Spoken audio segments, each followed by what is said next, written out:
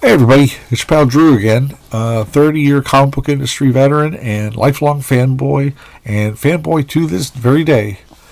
So we're going to start with Batman and Teen Titans, which was came out in 1979, and the Teen Titans actually broken up maybe a year or two prior. And I liked the Teen Titans a lot. I wasn't much of a DC fan, as I said a million times, but I liked Brave and the Bold because I love team-up books. But I like team books like Teen Titans, and I think I liked them better because they were teenagers, and I could sort of, even though I wasn't even a teenager at the time, I could relate to them better, and I liked their costumes too. Anyway, what's interesting is this came out, they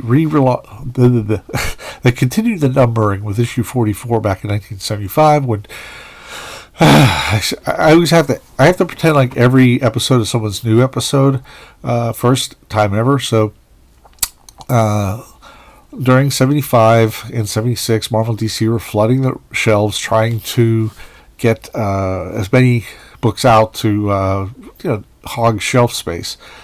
But and it ended up with some really great concepts, but it also ended up with a lot of failures too that were very short-lived. And anyway, Teen Titans started with issue 44, resuming the number, and then it went to, I think, 53 or 54 in 76. It was bi-monthly, I think. And what happened was, it, like a lot of books, it got canceled with the DC implosion, because originally they called it the explosion, which they had explosion of titles, new titles. And what happened was, I have to amend one of my statements that the reason the books were having trouble selling is, aside from the glut, and aside from there was inflation and OPEC, and we were having problems, just financial in general, and 1978, I think it was that, or 77, there was a massive snowstorm that actually merited the cover of Time magazine, and it would show like this trucker down the road with tons of snow around him, and they actually had a big question like the next ice age, and that killed a lot of sales because they couldn't ship the books. So that was just one of the reasons that kind of caused DC to kill a lot of books that were in the can, even a new one. They did a issue 1 of Vixen, the character from Justice League, and she would show up later in Justice League. So, all I remember is back then, man, the snow was crazy up in Pittsburgh, and the high school district I went to, they would be the very last holdouts in the Pittsburgh area. They would say all these townships, all these school districts, and me and my friends were like listen to WDVE, which is still around, great rock station, and it would go all through the alphabet and then skip our letter and then go to the end, and many a time we had to go to school anyway when nobody else went to school.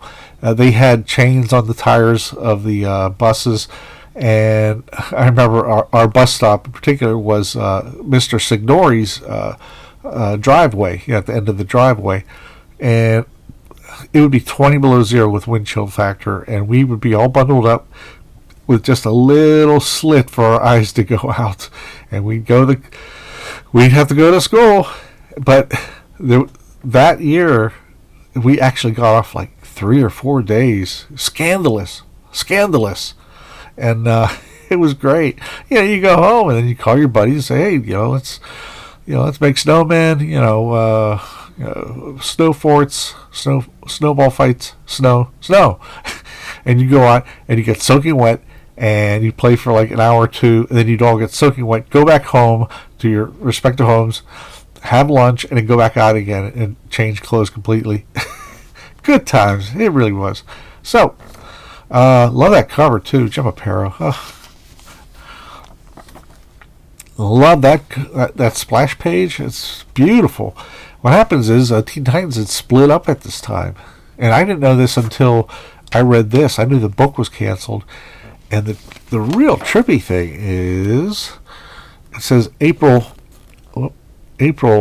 19. Come on, get in there. Hang on, here we go.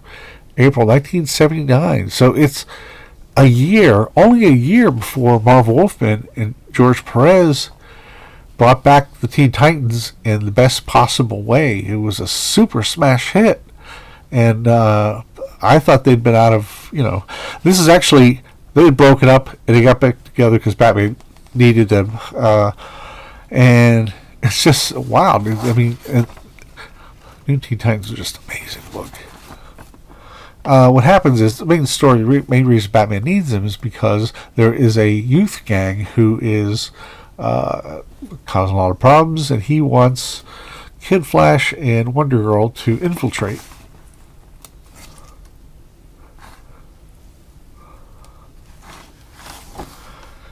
Which they do.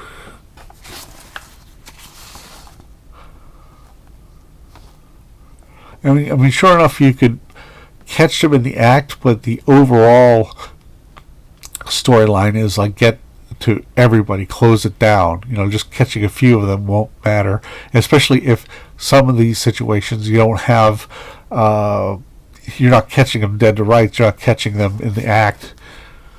So a lot of them would probably go free. That's a great Batman right in the middle there.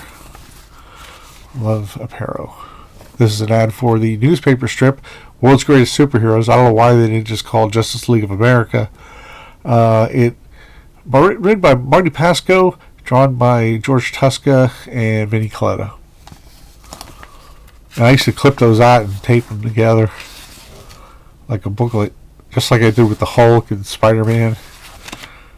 So I love the roughness of the action scenes. It's not so much like a shiny, John Byrne or George Perez. It's almost like a Kubert kind of effect on how he does punches that look like they're real and they hurt. So, okay. And by the way, I may have mentioned this, but Jim Aparo did his own lettering, which is just really cool. So he could just lay it out the way he wanted and made the word balloons work.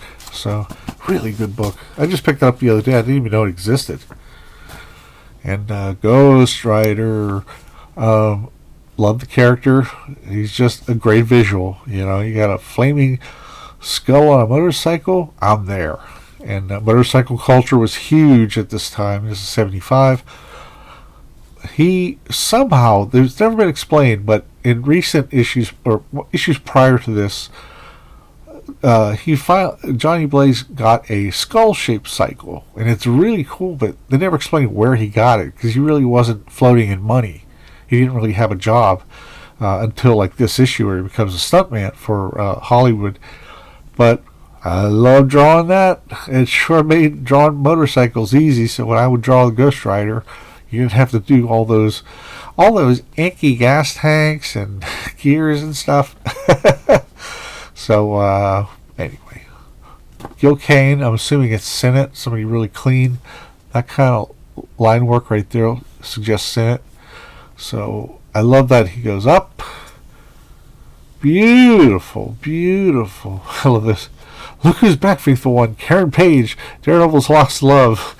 They're really counting on us fanboys knowing everything. And I sort of did, yeah. I can't remember. She wasn't in Daredevil for a while, but I think I had reprints. So Tony Isabella wrote about a year or two. Did a nice job.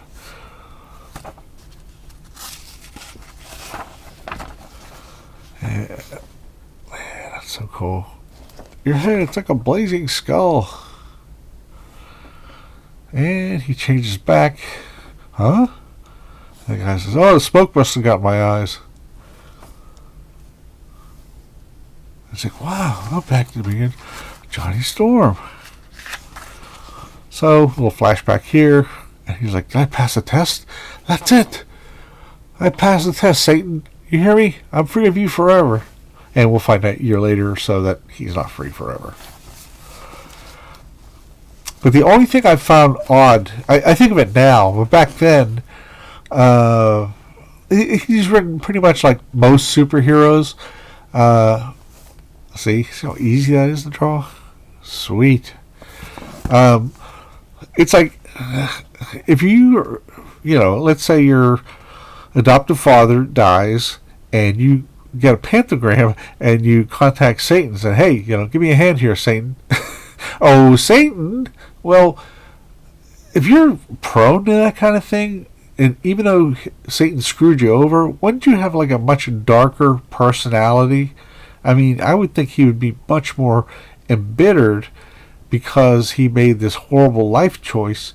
Granted, he gets upset in a very melodramatic way, which was how 70s comics were written. But it just struck me as odd that all of a sudden he's this really nice guy. So, and believe me, I wrecked a lot of. I had a lot of bicycle. I jacked myself up really bad on a few bicycle stunts because Evel Knievel was huge at the time. I somehow I knew that would never work, but it looked cool, and I never tried that because I would probably be like underneath the car and smushed. There's Karen Page. He's an actress in this movie. It's Stuntmaster. He went straight. He was a bad guy very briefly, just for glory, and now he wants to play it safe and have Johnny be the stuntman. Here comes the Trapster. I love that gadget. He's on that disc. So, and I like the suggestion of neck bones there. Just hopping off the roof. I love that shit. I'm surprised I didn't get really damaged trying to be a hot dog in my Huffy bicycle. This was weird though. A simulation of the. Give me a second. Yeah, a simulation of what is it? St. Louis Arc. So somehow it's a crazy angle, but it was cool. I don't care. Foosh. It lands. I like the shape of that, how it lands. Vroom. Look at me. I'm like a 10-year-old kid. Vroom. Hey, these things bring me back. What can I say? So he rescues her. Or Johnny, I saw you change back there. How'd you do it? Mirrors. Oh. Now Cleta shines there.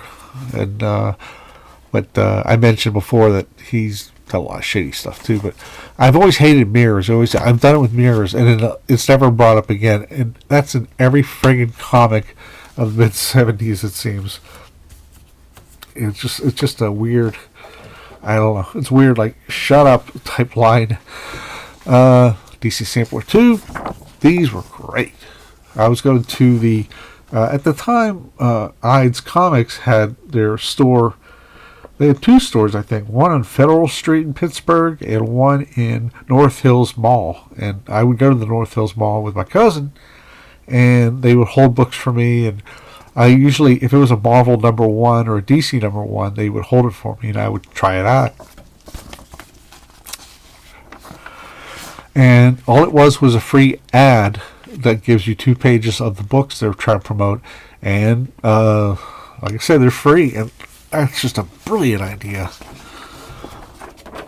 And Atari Force, I've covered this before. Look at that bad guy, the Dark Destroyer. That's just magnificent. And that's Pack Rat. Design. These characters inside are all designed by Jose Luis Garcia Lopez. And Atari Force really didn't exist. It's like they made a deal with Atari, and they actually sort of went overboard, did some amazing characters that unfortunately they can't use anymore. I mean, maybe they'll make an arrangement. I don't know, because Marvel's making arrangements with Rob Space Knight, with Micronauts, even Marvel DC crossing over. It's just crazy, all the stuff they're coming out with now. So Pack Rat, I love this guy.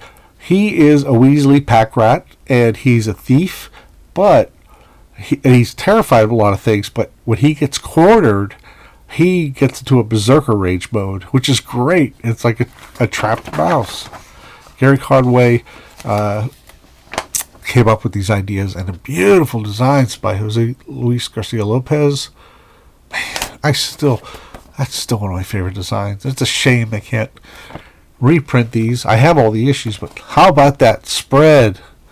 How about that? So much going on. It's magnificent. So don't miss. It's not what you'd expected. And I did not miss it. New Teen Titans. Well, it went to Baxter Paper. They started with issue 1. And at the same time, the plan was they do New Teen Titans, then they reprint the same story a year later. This would be for the direct market on Baxter Paper, and this was the newsstand edition. So for a whole year, there were 2 New Teen Titan books published with new material simultaneously, and then after the year was over, then they started reprinting these for the newsstand. Pretty bold. There is the Warlord. I don't know if Dan Jurgens is drawing this by then. He had a good run on the book. So, Vigilante Baby. Marv Wolfman and Ross Andrew. Doesn't need words. Classic stuff. Wow. That costume is just fantastic. And that's the Electrocutioner. Another cool character. This is the Omega Men post Keith Giffen by Todd Smith. I read a few issues after Giffen, but it sort of lost. I don't know. It wasn't my taste. There is Gene Colan doing Gem, Son of Saturn, which I never was keen on the character design. Just kind of he's got like a, what do you call those? He's got a head like a, I can't think of what it is. Turnip. So now, Jerry Ordway, Kickens. So gorgeous. It's too bad I didn't care about the book, because Justice Society America, it's so intense, it's so much, it digs even deeper than his 1970s Marvel comic Invaders. He loved Justice Society, and he made up the Invaders, sort of. So it's like Roy Thomas is the only one who knows how many Hawkman helmets how many helmets he wore between 1943 and 1947. And so this was fun. It's very, you have to, it's a lot to take in. It's not an easy first read if you buy a random issue. And this was the the children of those characters. And to me, it's even more far removed. And I was kind of like, wow, I'm sorry, but that's a lot. I don't want to do all that homework just yet. But there's fans of that stuff too. It's cool. But Saga of the Swamp Thing, Alan Moore actually wrote like a poem, and you get a sample of the art from Stephen Bissett and John Totleben. Oh my gosh. And Swamp Thing's not even in this panel, but it's so dripping with atmosphere. Such a great book. Here we go. Now we have the Justice League with the new characters. Batman the Outsiders. So, Thriller, which was started off with Robert Lord Fleming and what's his name? Trevor Von Eden. Who's doing it now? I don't know. That looks pretty cool. It didn't last long, but it was neat. How about that? Mike W. Barr, Tom Sutton, and Ricardo Villagrán. And look at the likenesses. That's extraordinary. Extraordinary. Here's Blue Devil.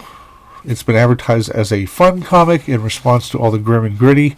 And it is a fun comic. There's Amethyst, which I've covered before. Ernie Colon or whatever. This stuff is perfect.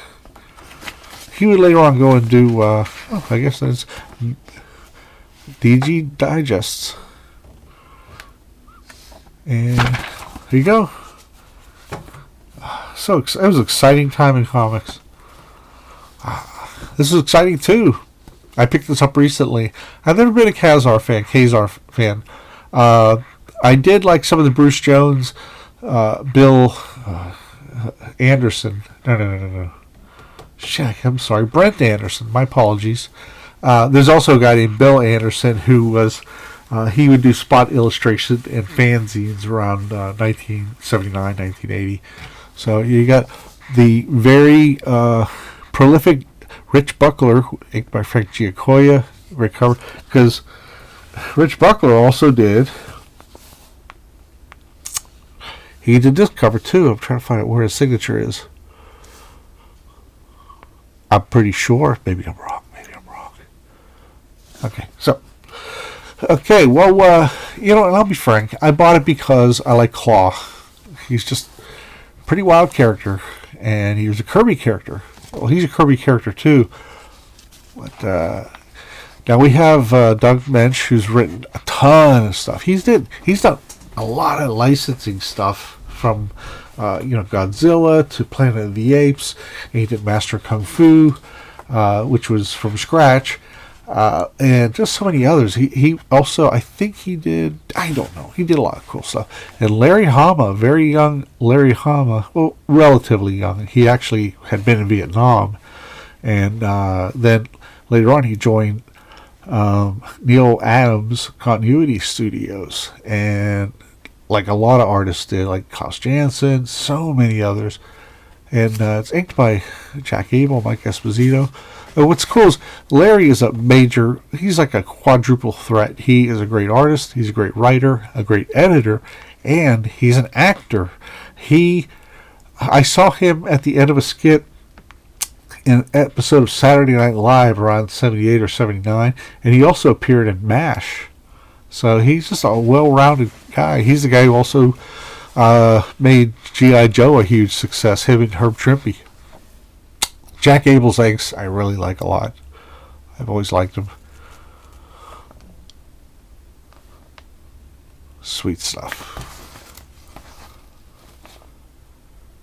But it just that I don't know why. At this time, especially before Bruce Jones and Brett Anderson did their own take, I just felt like Ka-Zar was just not my thing. And plus, he didn't have a costume on. He didn't have no repulsor rays. He didn't have a cape and fly around. That's what I was looking for back then. So, really nice stuff. And Hama's, you can see, like, Hama's got a real different, I'm not saying a different style, it's more engaging. He's making something that could be really mundane flow pretty well. Here comes our Red Tiger, the Red Bull. That's what it turns out from Claw, the murderous master of sound. I love that lack of nose, which is the line down there. And Kirby was so fantastic with his. Also Crazy Magazine. For a long time, Larry Hama both contributed to it, and he wrote a lot. It wrote, pencil, and inked a lot of stuff for that. So that's sort of how I know him most in my reading. So Claw. I'm getting out of here.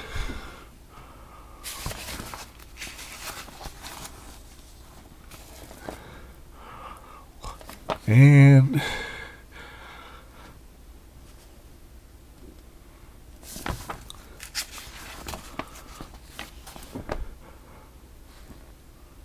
it's time to put an end to you and your filthy arm, frack, or prack. That's a great panel there.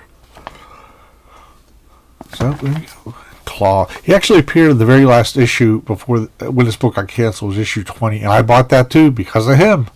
So always like Claw. Claw the Conqueror. Now, I'll go to the 90s, but really, really good stuff.